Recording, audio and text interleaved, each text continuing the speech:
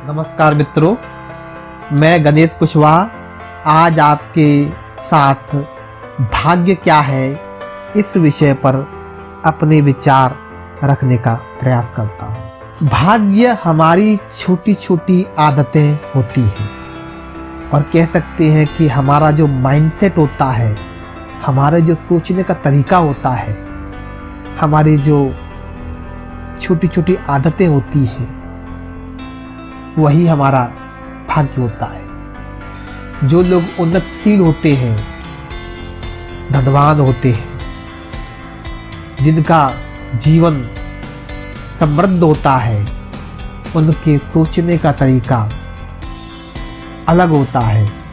जो लोग पीड़ित होते हैं, जो लोग गरीब होते हैं, जिनके लिए जीवन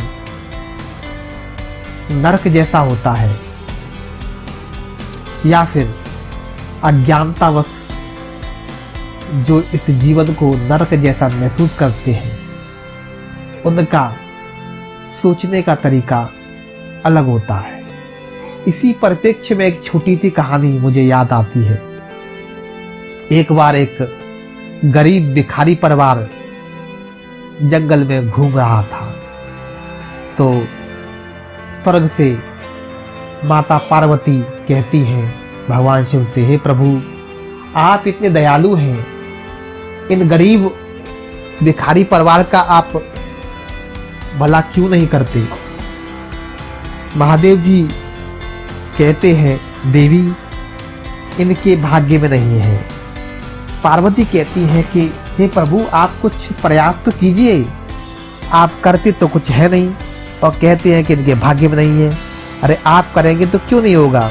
माता पार्वती की बात सुनकर तत्क्षण भगवान शिव उस गरीब भिखारी परिवार के सामने प्रकट होते हैं और कहते हैं, आप तीनों एक एक वरदान मांग सकती हो। आप तीनों में से प्रत्येक एक एक वरदान मांग सकता है। आप चाहे जो मांगेंगे वो तत्क्षण पूरा होगा। अब देखिए, यह माइंडसेट वाली बात है। एक भिखारी की क्या मानसिकता हो सकती है। तो सबसे पहले मांगने का नंबर आता है, वो है उस अधेड़ भिखारन का आता है। अधेड़ भिखारन से पूछते हैं कि बताइए तुम्हें क्या चाहिए। तो गरीब मानसिकता, भिखारी मानसिकता, वो अधेड़ भिखारन कहती है कि हे प्रभु, मुझे 16 वर्ष की सुंदर राजकुमारी बना दीजिए। चाहती तो वह पूरा राजपाट मांग सकती है, चाहती तो वह परिवार राजा बनने का वरदान मांग सकता था। चाहती तो वह भिखारन बहुत कुछ बहुमूल्य हीरे जवाहरात, जमीन जायदाद, सुख संपन्नता सब मांग सकती थी। लेकिन जैसी दृष्टि वैसी दृष्टि, जैसी मानसिकता वैसी सोच, उसने मांगा कि हे प्रभु, मुझे 16 वर्ष की सुंदर राजकुमारी बना दीजिए। और भगवान शिव ने कहा तथास्तु। तत्क्षण वह 16 वर्ष की अत्यंत सुंदर राजकुमारी में परिवर्तित हो गई। और जब वह भिखारी परिवार जंगलों में भटक रहा था, तो वह जो भिखारन थी, जो 16 वर्ष की सुंदर राजकुमारी बन चुकी थी, उसे अपने आप को भिखारी जानकर बड़ा अच्छा महसूस नहीं हो रहा था। वहीं उस जंगल में एक सुंदर राजकुमार शिकार के लिए आया होता है और वह जंगल में इस भिखारन रूपी सुंदर राजकुमारी को देखकर मोहित होता है। भिखारन रूपी सुंदर राजकुमारी भी उस राजकुमार को देख के मोहित हो जाती है और इस तरह से वह भिखारन रूपी सुंदर राजकुमारी अपने भिखारी पति व बेटे को छोड़कर उस सुंदर राजकुमार के साथ चली जाती है। इसको देखकर वह जो भिखारी पति था, अधेड़ भिखारी पति था, बहुत ही क्रोधित होता है और वह संकल्प करता है कि इसकी मैं सजा उसे अवश्य दूंगा। और वह भगवान शिव को याद करता है। भगवान शिव उसके सामने प्रकट होते हैं। भगवान शिव कहते हैं, वत्स बताओ तुम्हें क्या चाहिए।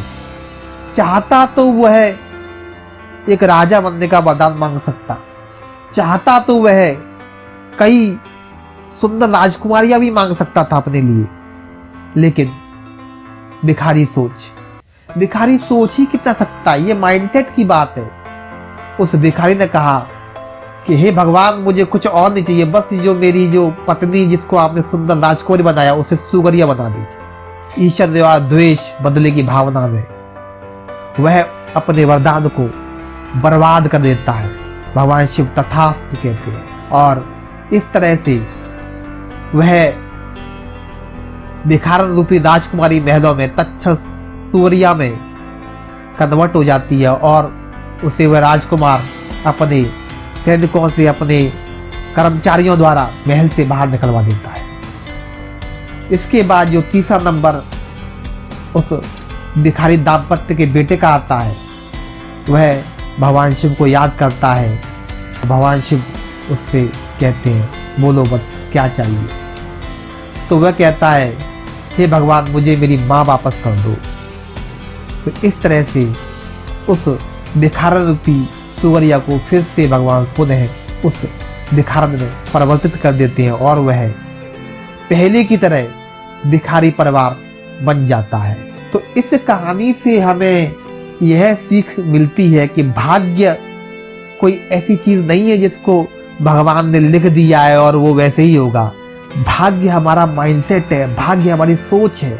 हम भगवान से मांगते क्या है, हम परिस्थितियों के प्रति कैसे रिएक्ट करते हैं। जो लोग भाग्यशाली होते हैं, जो लोग धनवान होते हैं, जो लोग उन्नतशील होते हैं, वह उन्हीं परिस्थितियों पर अलग प्रकार से रिएक्शन देते हैं। और जो लोग अशिक्षित होते हैं, अज्ञानतावश, गरीबी का माइंडसेट होने की वजह से उन्हीं परिस्थितियों पर वो अलग तरह से देखकर उनकी इच्छाएं अलग होती है। तो जो हमारी सोच है, हमारी समझने की क्षमता, हमारा जो एजुकेशन है, हमारी जो छोटी छोटी आदतें हैं, इसी से भाग्य बनता है और यही हमारे जीवन की दशा को निर्धारित करता है। इसीलिए ह्यूमन बॉडी एंड माइंड बहुत ही एडवांस कंप्यूटर है। इसको प्रत्येक संस्कृति ने इसकी प्रोग्रामिंग पर जोर दिया है। हमें अपने विचारों पर, हमें अपने एजुकेशन पर ध्यान रखना चाहिए। हम क्या सोचते हैं, क्या देखते हैं, किस तरह सोचते हैं। हमें अपने आप को अपडेट करने के लिए प्रतिक्षण तत्पर रहना चाहिए और सीखने के लिए हमेशा तैयार रहना चाहिए, क्योंकि यही माइंडसेट है। और 80% हमारे जीवन में हमारा माइंडसेट ही होता है जो हमको सफल या असफल बनाता है। हमें कुछ भी मिल जाए, अगर हमारा माइंडसेट ठीक नहीं है तो हम उसे बर्बाद कर देंगे। और यदि हमारा माइंडसेट अच्छा है तो हम विपदाओं को भी एक मौके के रूप में देख पाएंगे और उसमें से नए रास्ते निकाल लेंगे। Thank you.